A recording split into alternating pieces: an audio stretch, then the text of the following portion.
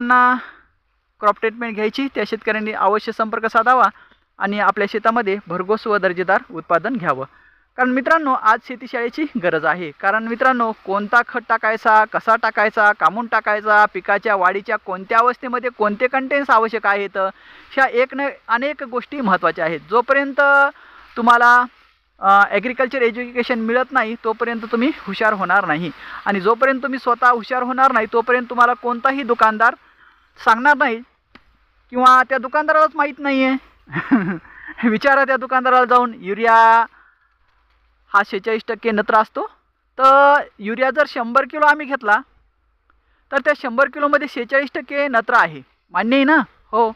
मग त्याच्यामध्ये बाकीचं 23% काय आहे बरं? हे 54% काय आहे बरं?